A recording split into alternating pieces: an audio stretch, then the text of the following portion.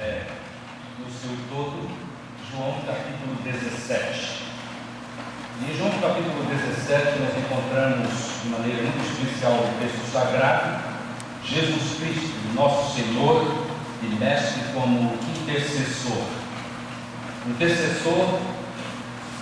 Como intercessor, ele pede ao Pai por si mesmo, os primeiros versos do capítulo. Mas a partir do verso 6, ele faz orações em favor dos seus discípulos, os seus primeiros discípulos.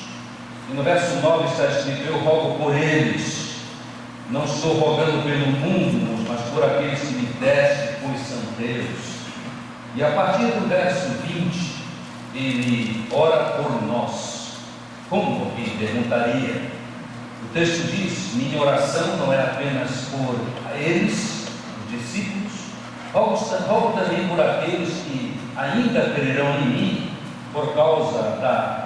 por meio da mensagem deles, para que todos sejam um, Pai, como tu estás em mim e eu em ti, e eles também estejam em nós, para que o mundo creia que tu me enviaste.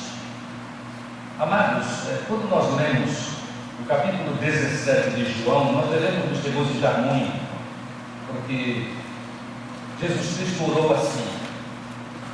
Quando ele orou a respeito de si mesmo, ele orou na absoluta certeza de que o Pai responderia a sua oração como respondeu. Nós sabemos disto porque Jesus foi realmente glorificado. Ele cumpriu o plano de morrer pela humanidade, mas ele ressuscitou ao terceiro dia, ele está vivo. E a prova maior da ressurreição de Jesus Cristo, desta realidade maravilhosa que é fundamento principal da nossa fé, a ressurreição, da qual o apóstolo Paulo dizia: se Cristo não ressuscitou, é vã a nossa fé. Uma das maiores evidências é o fato de que a igreja existe. A igreja, no sentido dos crentes em Jesus Cristo. Uma realidade tão grande que alguns têm certa dificuldade em imaginar. Vislumbrar tem a ver com ver, mas eu estou dizendo imaginar. Foi-se o tempo quando nós, batistas brasileiros, em nossas pequeníssimas igrejas, cantávamos: somos fracos, tão cansados, já viajamos por vários desertos abrasados. Nós entendemos a nossa pequenez.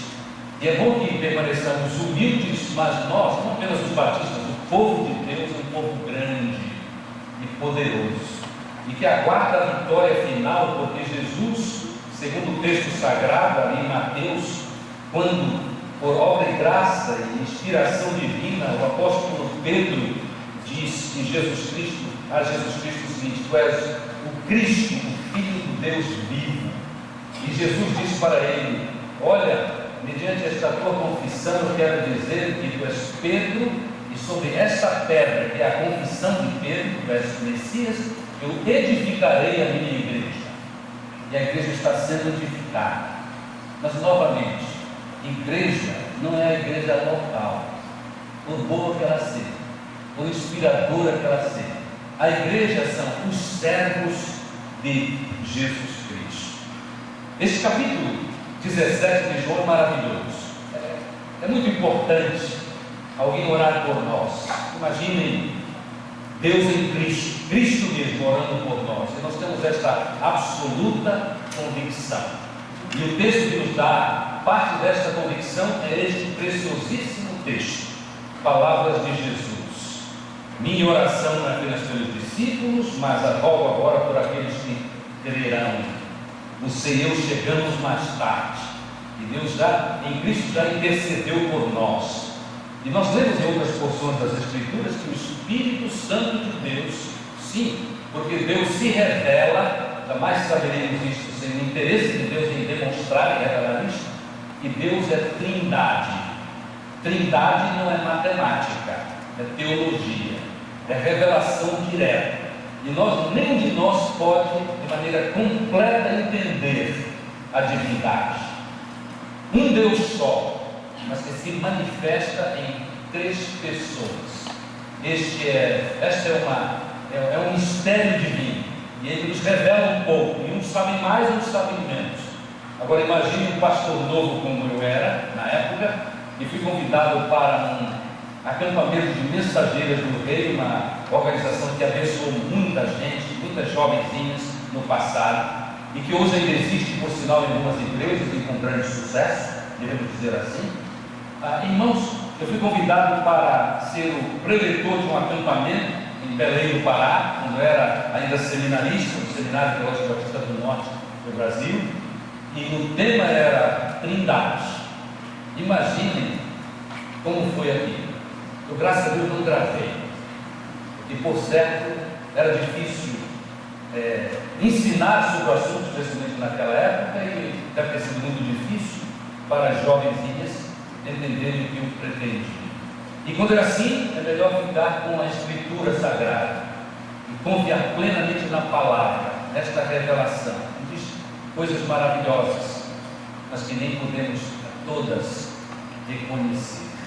Irmãos, Trindade é uma realidade, mas a minha palavra não é sobre a Trindade agora. Comecei a falar sobre isso porque Deus em Cristo intercede por nós, o Espírito Santo de Deus intercede por nós, e a palavra diz assim, com gemidos inexprimíveis. Esta expressão, com gemidos inexprimíveis, traduzindo, quer dizer com absoluta intenção, e a intenção de Deus se cumpre por certo, porque Ele é absolutamente soberano. Irmãos, é muito fundamental para o entendimento da palavra que quero trazer hoje para os irmãos. É muito fundamental que nós reconheçamos que, essencialmente, Jesus Cristo não edificou e não fundou igrejas locais. As igrejas locais são consequências por causa da finitude humana. Nenhum de nós pode estar em todos os lugares, especialmente ao mesmo tempo. Então há igrejas locais, mas as igrejas locais são testemunho da realidade que é a igreja, todos os redimidos pelo sangue de Jesus Cristo, todos os discípulos do Senhor Jesus. Alguns autores nos abençoam muito com o seu conhecimento e com a revelação dos conhecimentos em livros. Há um autor muito precioso chamado Paul Minear, norte-americano, que escreveu sobre figuras da igreja, ilustrações da igreja no Novo Testamento. E duas das figuras dele são, obviamente, como está na palavra, noiva de Cristo, conforme aquele relato de Apocalipse 21:9, e também, quero ressaltar, rebanho do Senhor. A igreja, não é a igreja local, não. A igreja, os redimidos, todos os redimidos pelo sangue de Jesus, são noiva de Cristo, e todos os redimidos são, segundo o Novo Testamento, rebanho do Senhor. Chama a atenção que Paul Minear apresenta mais de 100 figuras da igreja, e não são invenções, não, são de textos sagrados. A igreja é um edifício, a igreja é um exército, enfim, são mais de 100 figuras. Mas tudo isso para enfatizar o seguinte: só uma noiva de Cristo, não muitas. Eu sei que não foi um engodo, um engano premeditado, mas eu estive numa festa cristã onde houve uma apoteose, que é bem do gosto da nossa cultura amazônica, onde foram apresentadas as noivas de Cristo. Confesso que a apoteose foi interessante, mas de fato não refletiu a verdade de que Jesus Cristo só tem uma noiva. A primeira igreja batista de Manaus não é um pedacinho da noiva de Cristo. A igreja presbiteriana central não é um pedacinho da noiva de Cristo. Só existe uma noiva, a igreja, todos os crentes.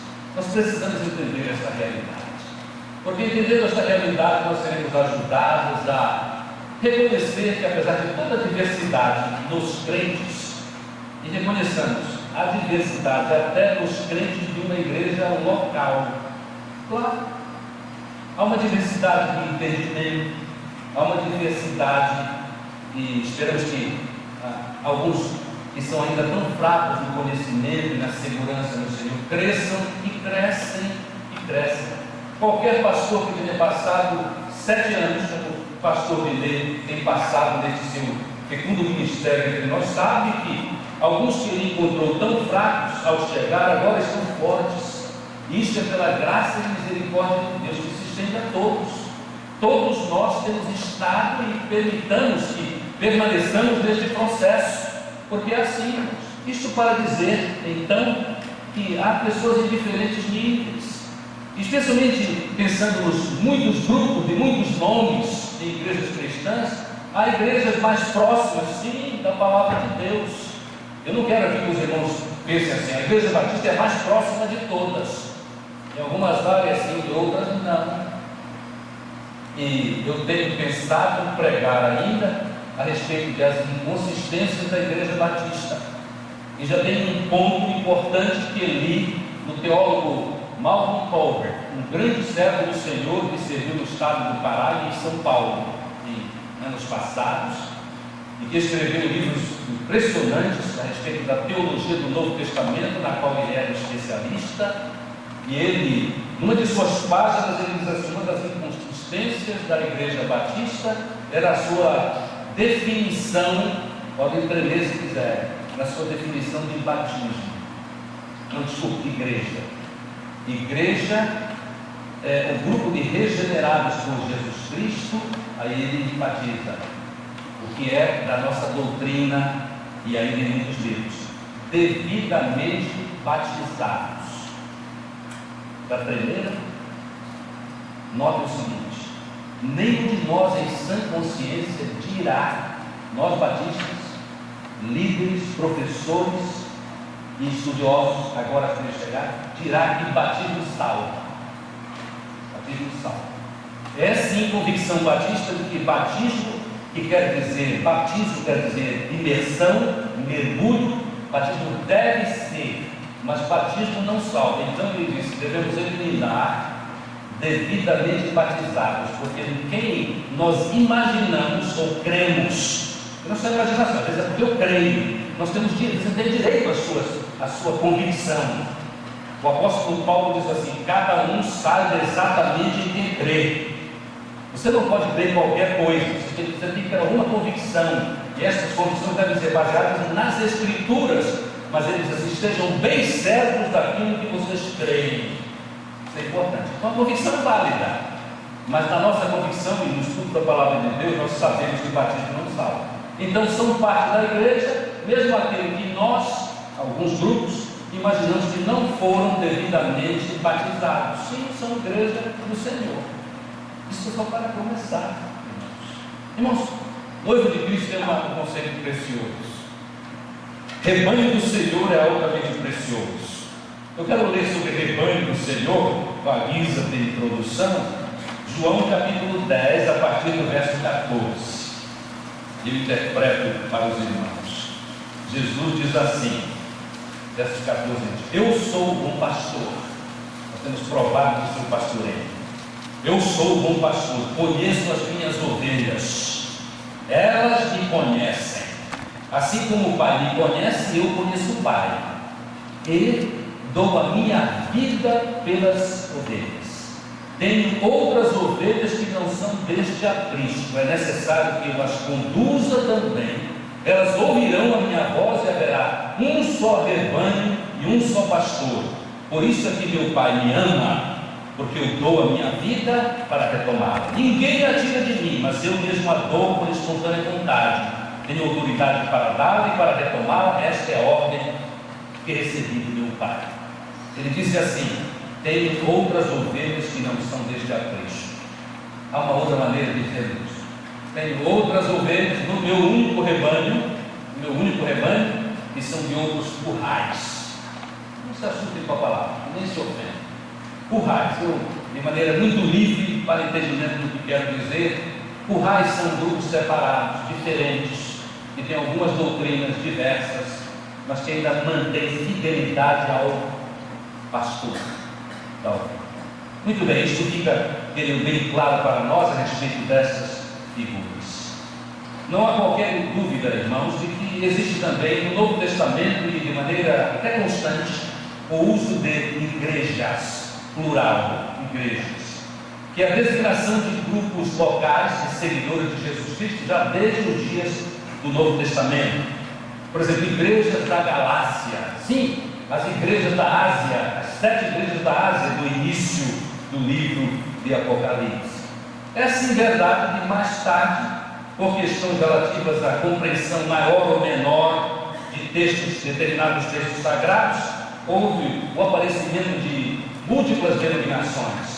Hoje em dia, algumas delas chamadas, e nós participamos deste grupo como batistas, as denominações históricas. E depois disso surgiram muitas outras. Tem os nomes mais variados. Mas, irmãos, na verdade existe um modelo tão diretamente apresentado no Novo Testamento, e desde que nós entendamos que estes grupos, não importam os seus nomes, estejam lutando, buscando, e se não estão buscando com muito afinco, irmãos, eles se desejarem fazer a vontade de Deus e se aproximarem da palavra, vão afinando os seus tons. E não precisa ter vivido 100 anos, como vai agora celebrar a irmã Irene, no dia 15 de novembro, para saber que as igrejas, no sentido plural, no sentido das denominações, vão sendo transformadas. Vou dar um exemplo clássico. Em relação, poderia dar a qualquer outro grupo, a respeito de ênfases diferentes, ao longo de, vamos dizer, 50 anos. E é menos do que isso, tantas vezes, algumas particularidades.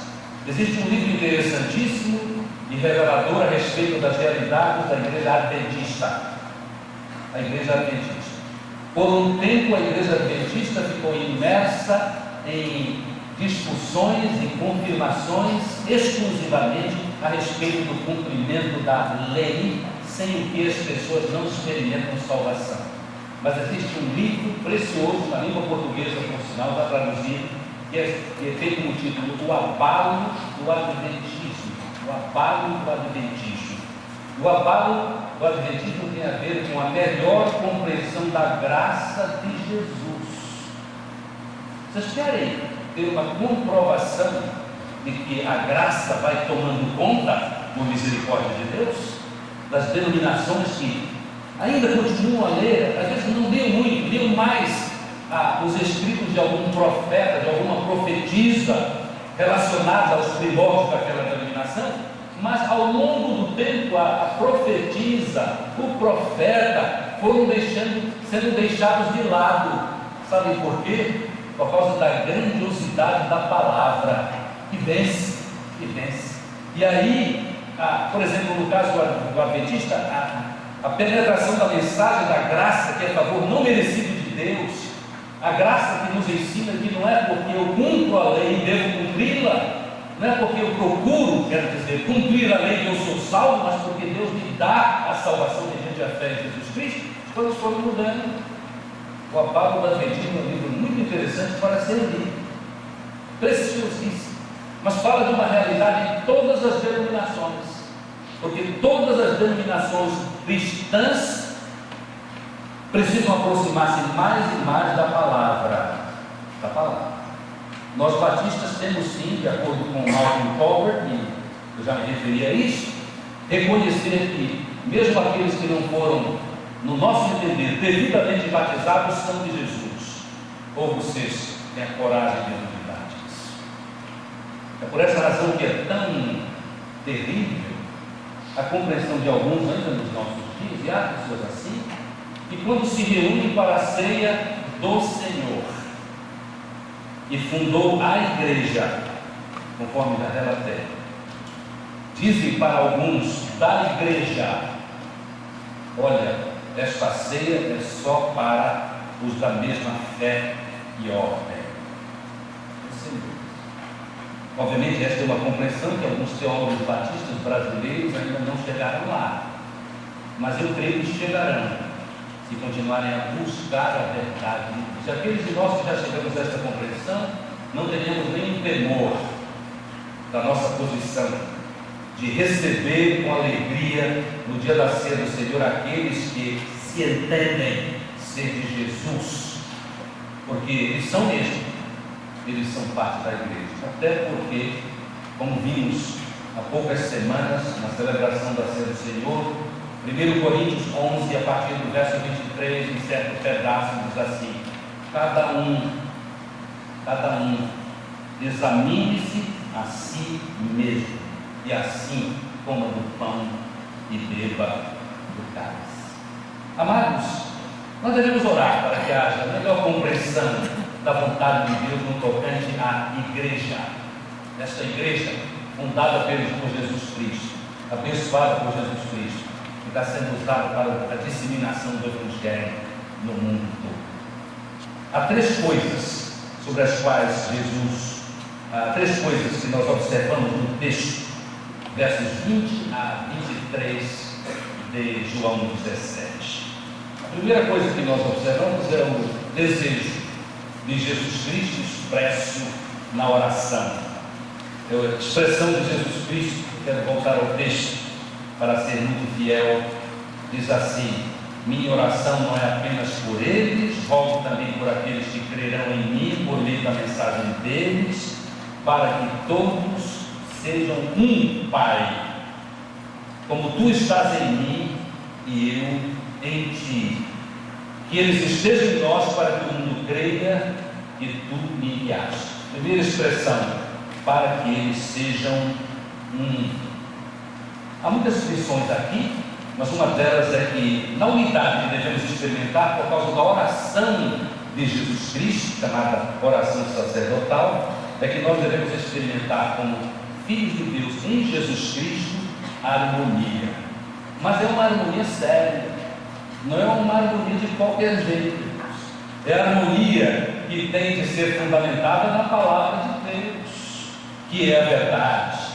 Nós, então, falamos aqui da verdade revelada por Deus, a verdade revelada, que é objetiva e que é imutável. É imutável. A unidade exigida por Jesus Cristo e solicitada ao Pai, que eles sejam um como nós somos um, exige a permanência na palavra. E é aquilo que precisamos fazer: orar por nós e pelos outros, os outros currais, me permite uma expressão que você já entende o que quero dizer, e que nós tenhamos amor à palavra, para nos endireitarmos constantemente nas nossas definições teológicas, nos nossos escritos a respeito do que é a doutrina de Deus. E segundo João, verso 9, segunda carta de João, verso 9, diz que o discípulo precisa permanecer nesta palavra.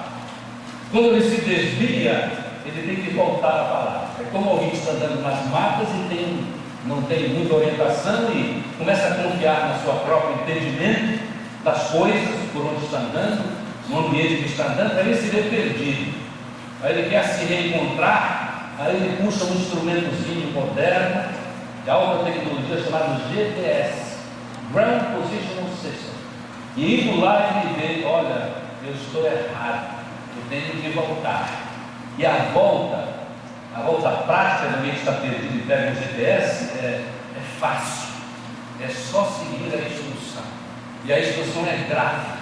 Aparece um mapa e aparece uma setinha onde você está com a palavra na mão, aparece onde você está e você diz: é para ali que eu quero ir, eu quero cumprir a vontade de Deus, eu sigo a seta, eu sigo a orientação, e a orientação é exclusivamente a palavra de Deus. No caso adventista, não são os escritos de Ellen White. No sentido batista, não são os escritos de Zacarias Taylor. Em absoluto, é a palavra de Deus. Sim, porque teólogos e profetas, assim chamados em alguns círculos, erram também. Erram até por causa de ênfases que foram próprias, abusos que foram características do seu tempo, e que às vezes levaram estes profetas e estes escritores e estes teólogos a ênfases quase que exageradas para trazer a direção correta do seu curral. Mas a palavra de Deus não tem estas variantes. A palavra de Deus, segundo Judas, pequenina carta, é esta de quem é dito: a fé foi, a doutrina foi de uma vez por todas, entregue aos santos, entregue aos discípulos de Jesus Cristo, para todos os tempos, assim devemos entender. Então, o desejo de Jesus Cristo.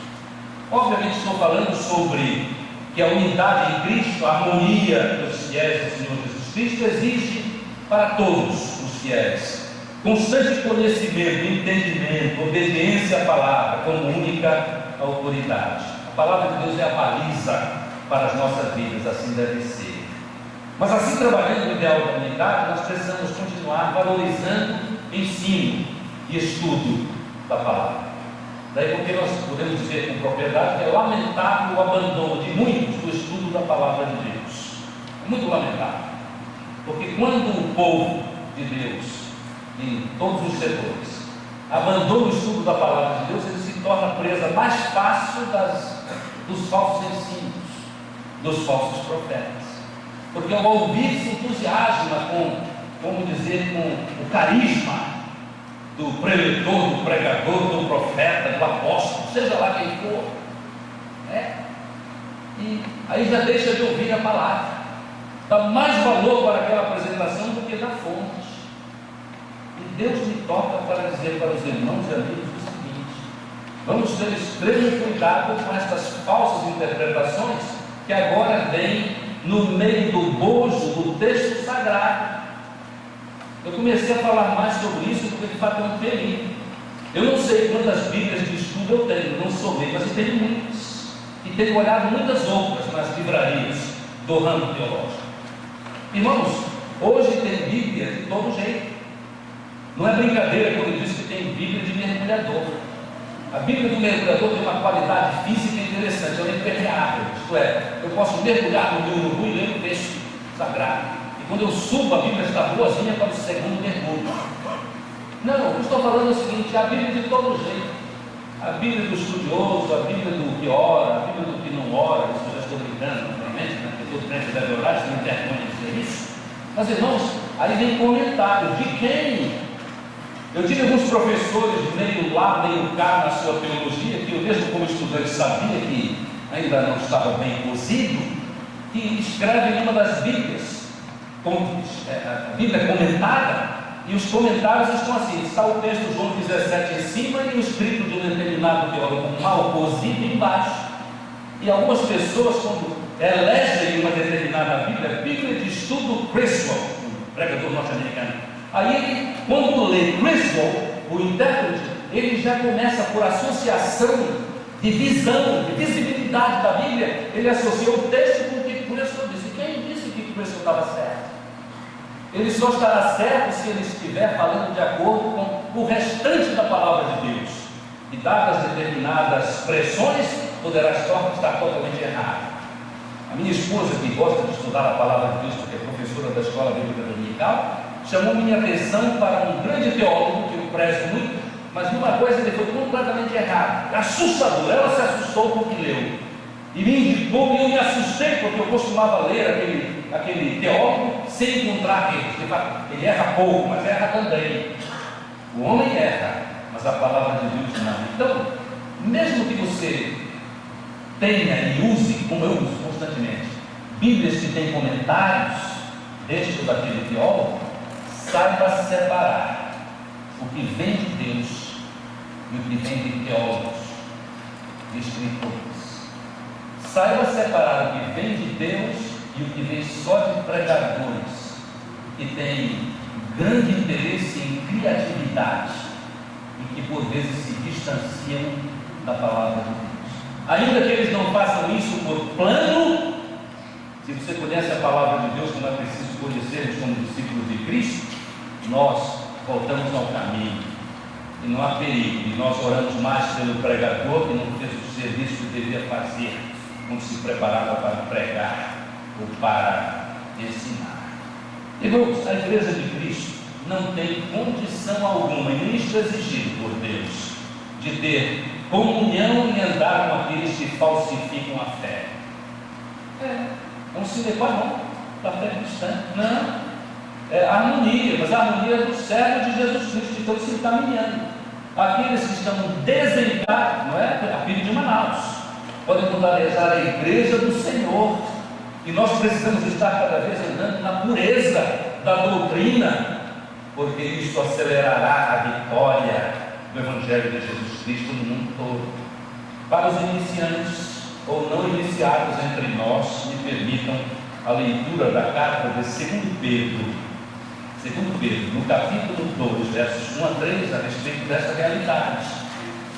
Alguns não percebem tão facilmente, mas notem que a Escritura diz: no passado surgiram falsos profetas no meio do povo, como também surgirão entre vocês, somos nós, também aqui incluídos, falsos mestres.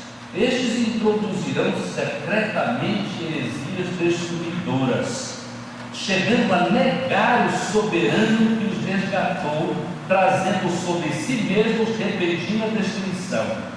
Muitos, olha muito nisso, muitos seguirão os caminhos vergonhosos desses homens, e por causa deles será difamado o caminho da verdade. Em sua cobiça, tais mestres os explorarão com histórias que inventaram. Há muito tempo a sua condenação paira sobre eles, a sua destruição não tarda. E aí o apóstolo Pedro entra em uns comentários que são ilustrativos dessa realidade. Estão aí. Não vou comentar porque creio que vocês sabem que eles estão aí. Mas eu quero que saibam, reconheçam que a palavra de Deus já anunciava isso, para termos cuidado.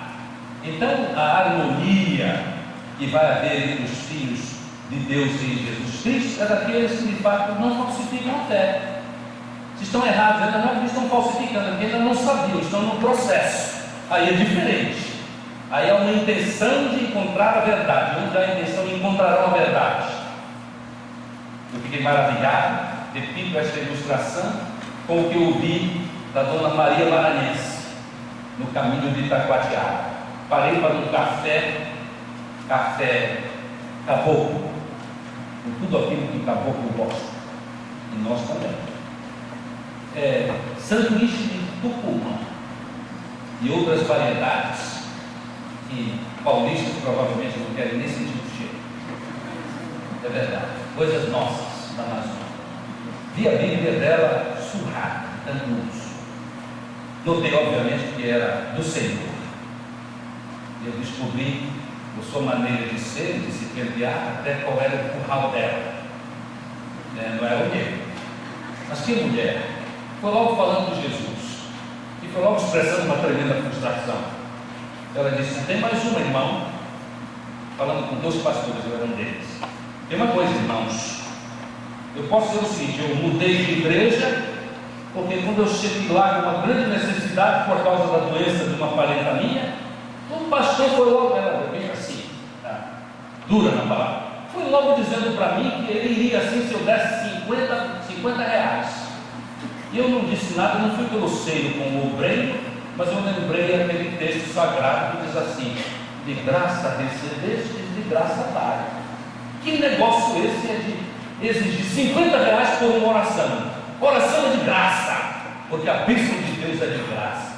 Irmãos, isso é altamente profundo nos nossos dias, porque tem gente dizendo que tem que comprar a bênção do Senhor, tem que dar todo o seu salário para a fogueira santa. Tem que dar.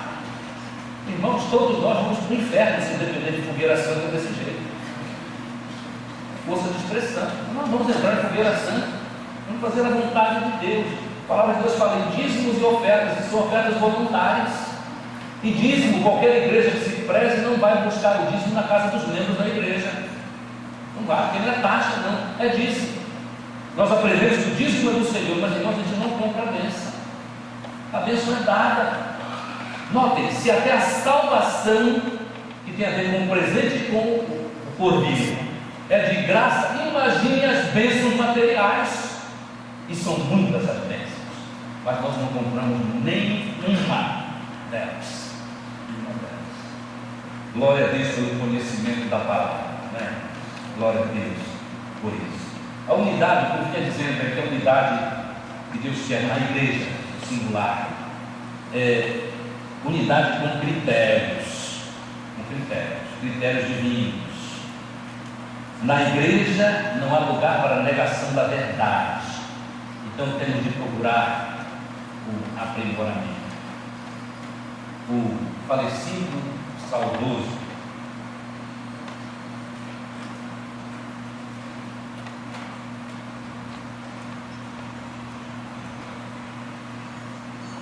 escritor, o melhor do Brasil, pastor Isaltino, dizia assim: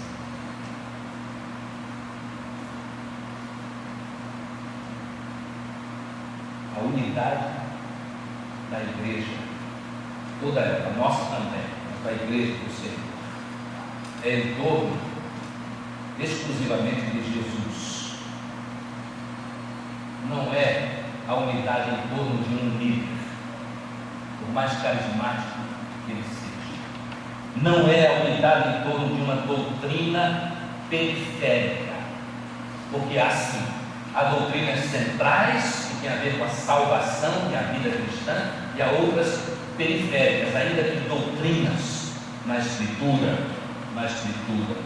Isso não é dizer que algumas coisas de Deus têm menos valor, mas é que, mesmo tendo valor, tem menos consequências. Tem consequências ainda, mas quando um curral, aquela doutrina não é enfatizada, não perturba totalmente o plano de Deus para a igreja no sentido local. Isaltino dizia, pastor Isaltino dizia a verdade, em torno de Jesus. E nesta unidade nós estamos seguros. E nesta unidade nós podemos, não só podemos, temos de participar, porque quando participamos, estamos cumprindo a vontade de Deus, que eles sejam um, como eu e tu, Pai, somos um. Mas a questão é que, capítulo 17 de João, nos fala a respeito do modelo para esta unidade. No restante da expressão, que já li, eles têm de ser um, precisam ser um, como eu e tu somos. Uma revelação de Jesus é um em três pessoas, uma das três pessoas. A Trindade quer dizer que a vontade de Deus é puramente alinhada. Não é como aquele maluco líder que foi trazido pela juventude da nossa igreja no tempo passado, que fica no tempo da irmã Sinéia, num acampamento. Eu lembro disso. E foi escolhido. Eu sabia quem era, mas já tinha sido escolhido. Eu não sabe o que eu disse para a minha cidade, que é o meu estilo. Não passe vergonha não de dizer agora que o pastor Novo não aprovou. Claro, mas o seu compromisso, disse para o líder ou a líder na época, é que vocês gravem tudo que ele vai dizer. Porque eu sei que ele é meio perturbado, meio mal preparado, e eu quero me endireitar o que ele fez, e será estudado. E foi. A moçada daqui sempre foi inteligente, que busca entender a palavra de Deus, e que assim continue. E não foi. Logo quando eu liguei, eu tenho que ter aquele cassetezinho, né? Coisa antiga, né? Do século passado. Quando eu fui ouvir, ele disse assim: há uma intriga nas pessoas da Trindade. O Pai, o Filho e o Espírito Santo entram em óbvia discordância. Irmãos, eu pensei que ele não era tão louco quanto era. E aí me deu um trabalho, irmão, porque dá trabalho. Porque ele disse: olha, eu tenho que limpar a juventude da nossa igreja desse negócio. Você já pensou? Intriga na Trindade? Não, senhores, a Trindade, Deus é um só, em três pessoas. Quando ele ser um só, o chamado Israel, Deuteronômio 6, 4 a 5, um só Senhor, e os judeus repetiam sempre isso, e é verdade. Isaías 45, só há um Senhor, mas três pessoas. Gênesis 1, 26, Gênesis 3, 32, Gênesis 1, 26, façamos no plural, é referência ao plural divino, porque Deus se revela como Trindade, Pai, Filho e Espírito Santo. Jesus existe desde a eternidade, um grande capítulo da teologia cristã. Como vamos entender? Porque a revelação sempre existiu. Quando eu estava na glória contigo, ó Pai, está aí. 17 de João: ó Senhor, sabe da glória que continua a me abençoar, para que o mundo também veja a minha glória. glorifica-me, ó Pai, foi a oração de Jesus Cristo. Irmãos, na verdade, o modelo para a nossa unidade na igreja, no sentido singular, igreja de todos os crentes, é importante, por causa do exemplo de Deus. Jesus disse que eles sejam como nós somos um. Eu tenho um primo muito ilustre, doutor Davi Reicher, diretor do Seminário Teológico Batista Equatorial em Belém do Pará. Ele diz assim: o modelo que Jesus tem para a unidade da igreja ilustra que a unidade que experimentamos como discípulos não nega ou elimina traços distintos. O Pai não é o Filho, e o Filho não é o Espírito Santo. Há traços distintos neles, mas eles são um. O que David Reicher quer dizer é que nem no céu nós perderemos esta individualidade. Há exemplos no Novo Testamento disso. Na transfiguração, Moisés e Elias são reconhecidos, e nós seremos reconhecidos até na eternidade como indivíduos. Indivíduos quer dizer, nós somos diferentes uns dos outros, diferentes, mas no sentido de Deus, em comum acordo, em total harmonia, esta harmonia que deve caracterizar a igreja do Senhor.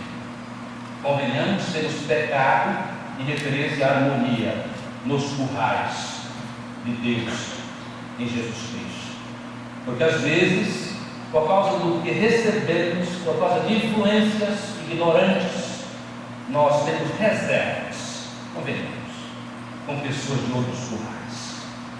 Temos reservas com pessoas que, por causa de sua individualidade, parece estranho isso, mas as características de um determinado grupo não são como eu sou.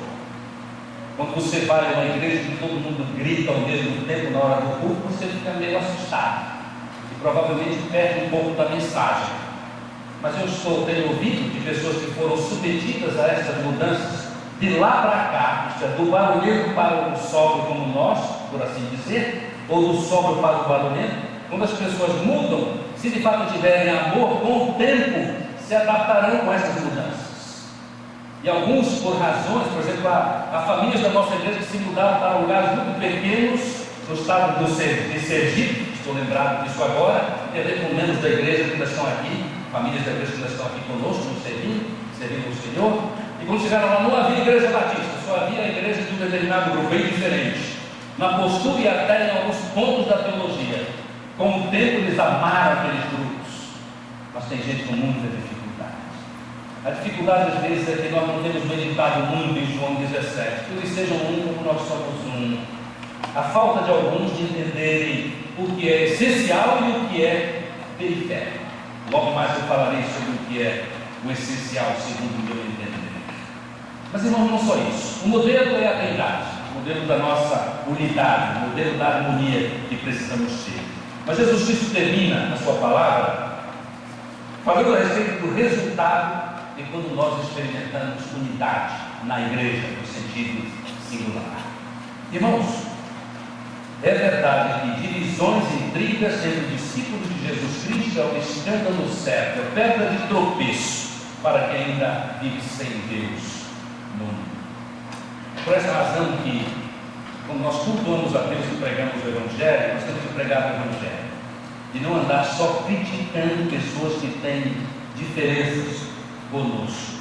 As diferenças devem ficar para estudos mais pessoais, sim, porque nós precisamos estar bem firmes em quais são as nossas convicções, no fundamental e até no periférico. Não faz mal isso, nos fortalece, especialmente se naquele determinado curral os periféricos são também tratados na palavra de Deus. Alguns não entendem, mas os periféricos são ainda tratados na palavra de Deus. Alguns de vocês têm lido o livro de Francis Schaeffer, um grande apologeta da fé.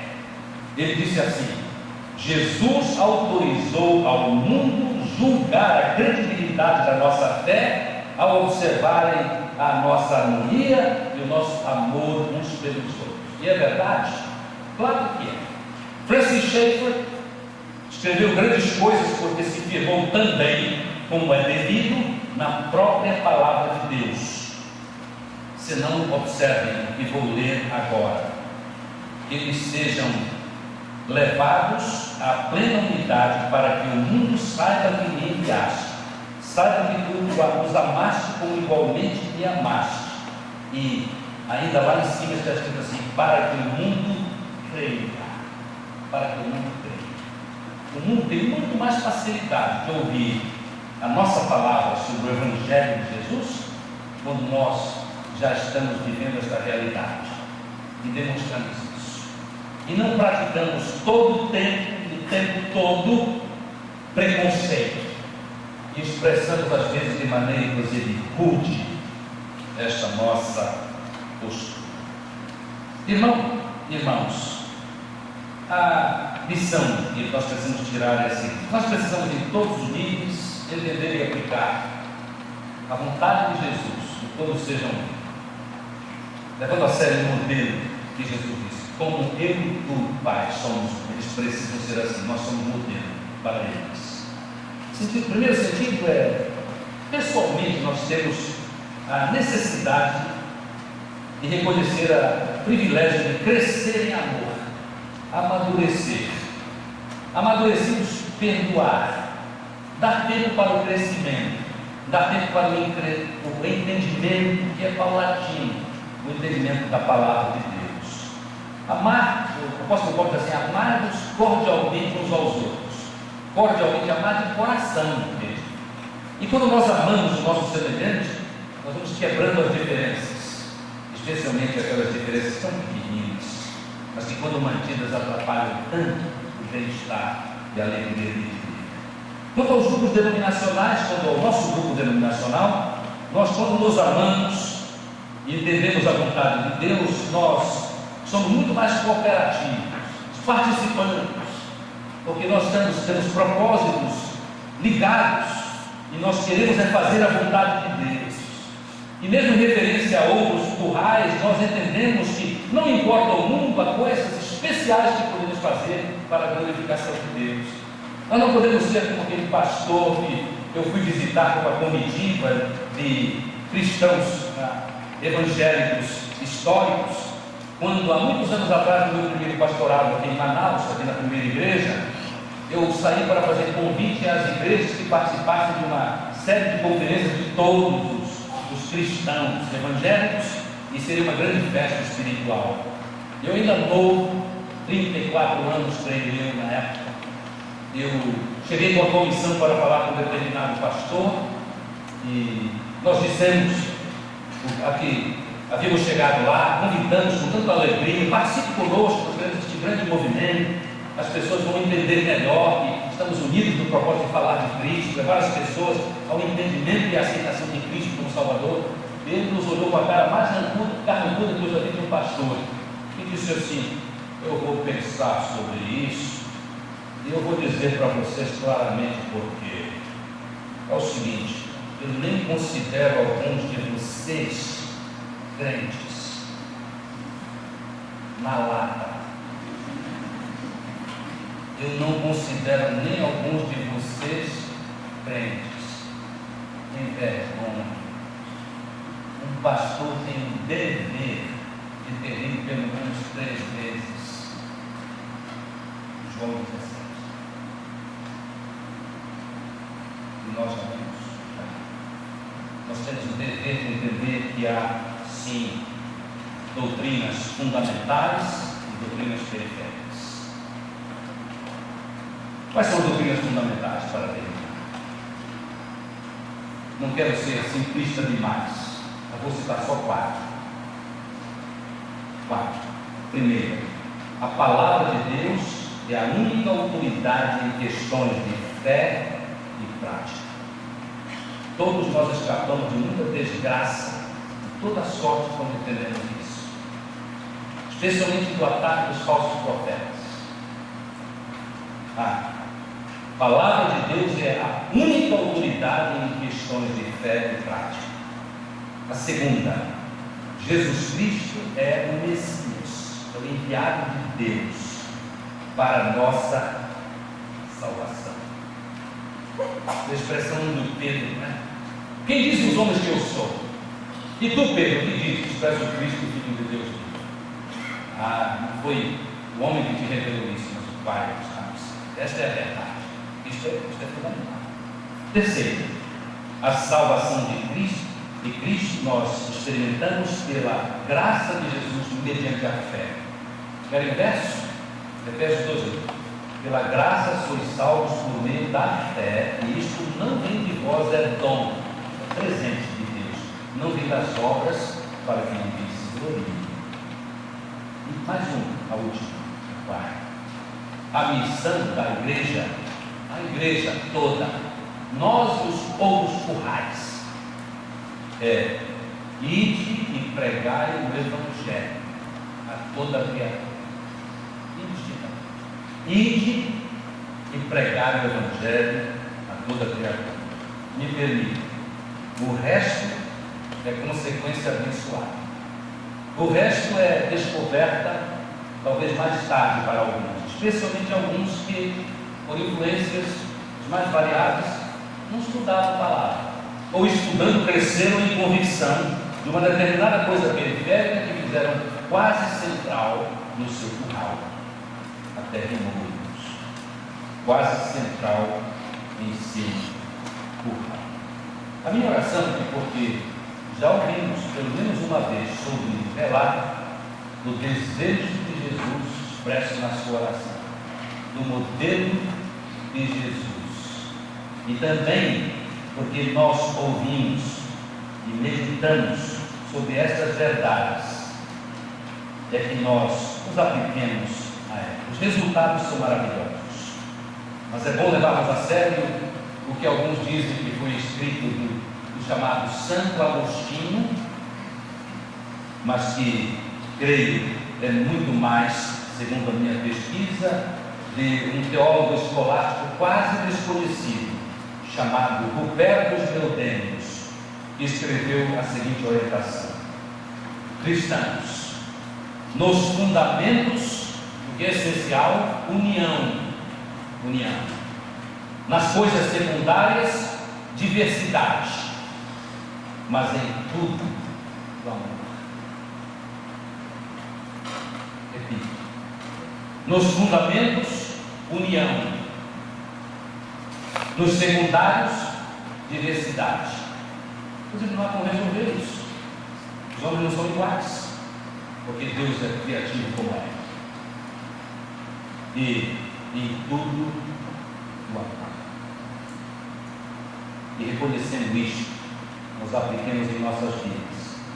E experimentemos a grande alegria de saber que a igreja do Senhor é grande e é sim capaz de alegrar o coração do Senhor, fazendo sua vontade.